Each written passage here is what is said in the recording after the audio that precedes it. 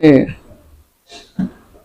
सारे जितने भी मीडिया के, हमारे प्रिंट मीडिया के और इलेक्ट्रॉनिक मीडिया के आप सीनियर हमारे पत्रकार बंधु आए हैं, मैं हृदय से बहुत साधुवाद और धन्यवाद देता हूं कि आप लोग आजमगढ़ जनपद को अपने कलम से, अपने प्रिंट मीडिया के माध्यम से आजमगढ़ की आवाज़ उठाते रहते हैं। मैं आज जो है पत्रकार वार्ता इसलिए आप सबसे वार्ता करना चाहा कि ये आजमगढ़ जनपद पूरे प्रदेश का करीब 50 से 60 लाख आबादी का जिला है और यहाँ पर 10 विधायक, 2 सांसद और 2 एमएलसी और 1 जिला पंचायत अध्यक्ष और नगर पालिकाओं के चेयरमैन, सब पे समाजवादी पार्टी का कब्जा है। और अगर चेयरमैन का भी मैं छोड़ दे रहा हूं, नगर पालिका के चेयरमैनों को छोड़ रहा हूं, जिला पंचायत अध्यक्ष को छोड़ रहा हूं, अगर पूरा आंकड़ा जोड़ा जाए 10 विधायक का, 2 एमएलसी, 2 सांसद का, तो टोटल बजट आता है 3 अरब 50 करोड़ रुपए। जो 3 करोड़ 50 अरब रुपए आ रही है आजमगढ़ के विकास के लिए, गरीबों की खून पसीने की कमाई, उस पैसे का जो बंदर बांट हो रहा है उसका ये लोगों के पास कोई हिसाब नहीं है। ये लोग 50% पे कमीशन खोरी कर रहे हैं। लाइटें जो लग रही हैं वो 50% कमीशन पे लग रही हैं। आप जहां भी हो लिस्ट मंगवा करके डीएम कार्यालय से देख लीजिए, जो लाइटें इन लोगों ने लगवाया है, या तो लाइटें लगी हैं तो जल रही हैं, अगर जल रही हैं तो भी लाइटें किस स्तर की लगाई गई हैं, क्या जितने का पैसा बजट पास हुआ उतने की लाइट लगी है क्या? और इतना बड़ा पैसे का बंदर बांट करके मैं माननीय पूर्व मुख्यमंत्री अखिलेश यादव जी, क्योंकि आजमगढ़ में आपने अपना कार्यालय बनवाया, आपके पिताजी भी सांसद थे, आप भी यहां से सांसद थे, आपके भाई धर्मेंद्र जी भी सांसद हैं, यानी पूरा परिवार आपका यहां से आजमगढ़ से जो जुड़ने की कोशिश किया है और जुड़ा, आप इसीलिए आपके विधायक। आप अपने विधायकों से कभी पूछे कि गरीब जनता की भोली कमाई आप लोग ये बंदर बांट क्यों कर रहे हैं? 3 अरब 50 करोड़ रुपए मामूली नहीं होता। इस पैसे को दुरुपयोग किया जा रहा है, अपनी तिजोरियां भर रहे हैं, भ्रष्टाचार में समाजवादी पार्टी के लोग लिप्त हैं और हिसाब मांगते हैं मुख्यमंत्री उत्तर प्रदेश। भाई मुख्यमंत्री जी उत्तर प्रदेश के, हमारे माननीय मुख्यमंत्री जी ने, मैं दावे के साथ कह रहा हूं, आजादी के बाद ऐसा कोई मुख्यमंत्री नहीं हुआ है, चाहे अपराध का क्षेत्र हो, आजमगढ़ में अपराध कम हुए हैं, 0 टैलेंट की जो हमारी नीत है वहां तक हम आ रहे हैं। अपराधी या तो उत्तर प्रदेश सीमा के बाहर है, या तो जेल के सीकचों के अंदर है, या तो सीधा ऊपर है। कोई अपराधी बटन खोल करके, सीना खोल के चल रहा है कि आजमगढ़ से आजमगढ़ का कोई कार्यकर्ता उनके दल में ऐसा नहीं था जिसको सांसद का चुनाव अपने छोटे भाई धर्मेंद्र जी को चुनाव लड़ा। आजमगढ़ की जनता इंतजार कर रही है धर्मेंद्र जी जीतने के बाद आजमगढ़ के विकास के लिए आप कर क्या रहे हैं?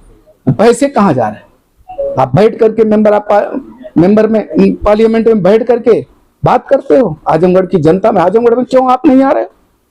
अखिलेश जी आप आजमगढ़ आते हैं, आप इन लोगों से भी हिसाब ले लीजिए। आजमगढ़ की जनता हिसाब मेरे पत्रकार बंधुओं के माध्यम से ले रही है कि 3 अरब 50 करोड़ रुपए का हिसाब तो यह है, 500 करोड़ रुपए जिला पंचायत का, और जो नगर पालिकाओं में इनके चेयरमैन हैं उनका भी हिसाब भारतीय जनता पार्टी कार्यकर्ता और आजमगढ़ की जनता लेना चाहती है। एक एक पैसे का पाई पाई का हिसाब आप नहीं देंगे तो 2027 में हिसाब लेकर के जनता आपको बताना चाहती है कि आपने किया क्या है।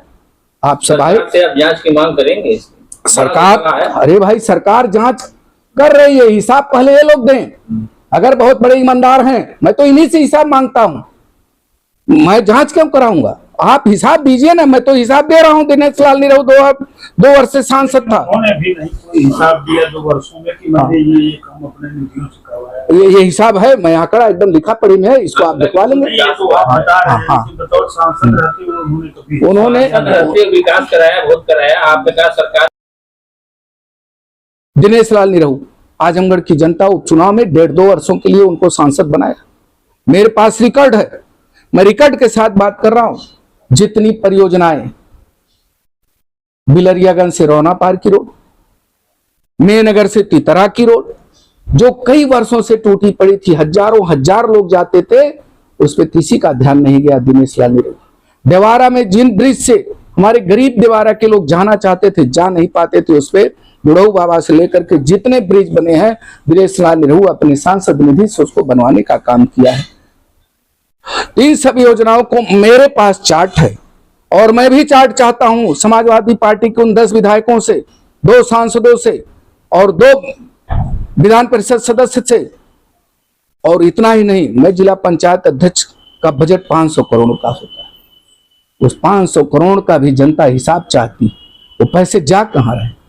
मेरी बात उन लोगों को बड़ी तीखी लगेगी, लेकिन ये आजमगढ़ की जनता की खून पसीने की कमाई का पैसा है। और माननीय विधायक जी, 45 वर्षों से आप विधायक, आजमगढ़ तो दुल्हन की तरह सदर विधानसभा सज जाती। आप जिन सड़कों पे जाइए, आप पत्रकार हैं, आप भी किसी गांव से आते हैं, किसी किसान के बेटे हैं, आप जाइए गांव में, सड़कों की हालत देखिए। सदर विधानसभा में सड़कों की हालत क्या है, वो पैसे कहां जा रहे हैं। इसलिए विधायक जनता चुनी है कि आप उन पैसों को बंदरबांट करिए। कमीशन खोरी, खुला कमीशन खोरी हो रही है और आप मुख्यमंत्री जी के ऊपर आरोप लगाते हैं। जो मुख्यमंत्री जिसका कोई परिवार नहीं है, आजमगढ़ से लेकर के उत्तर प्रदेश की जनता जिसकी परिवार है, हर वर्ग के लोग, हर समाज के लोग। हम लोग तो जातिवाद का नारा नहीं देते, आप बहुत पीडीए का नारा दे रहे हैं। पीडीए का नारा आप दे रहे हो, अति पिछड़े से किसी निषाद को, किसी राजभर को, किसी मुस्लिम को राष्ट्रीय अध्यक्ष अखिलेश यादव जी बना दीजिए।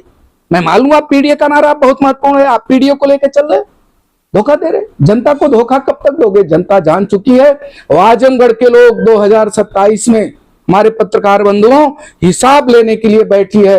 ये लोग गलतफहमी मुंगेरी लाल के जो सपने देख रहे हैं, जनता अब की बार 2027 में उनको जवाब देने के लिए बैठी है। हर वर्ग के लोग महाराज जी के साथ हैं, उत्तर प्रदेश की भाजपा के साथ हैं और पुनः भारतीय जनता पार्टी की सरकार बनेगी। और आजमगढ़ जनपद जो 10 विधानसभाओं से हम पीछे रह जाते हैं, लेकिन अब की बार संगठन और सरकार मिल करके यहां आजमगढ़ में जितना विकास का कार्य हुआ है, हम सब ने जितनी मेहनत की है, उसका परिणाम भी मिलेगा और उसका रिजल्ट भी हम सबके सामने मिलेगा। लेकिन मैं आप लोगों से विनम्र निवेदन करता हूं, जिस तरह पत्रकार मेरे साथ आप सब बैठ के वार्ता किए हैं, उसी तरह इन समाजवादी पार्टी के लोगों से जो 10 वर्षों से, कोई 45 वर्षों से विधायक है, कोई लगातार एमएलसी, परिवारवाद का बात, मैं परिवारवाद की बात कर रहा हूं। अखिलेश जी के पहले उनके पिताजी आदरणीय नेताजी मुख्यमंत्री रहे, वो अपने चुनाव लड़े।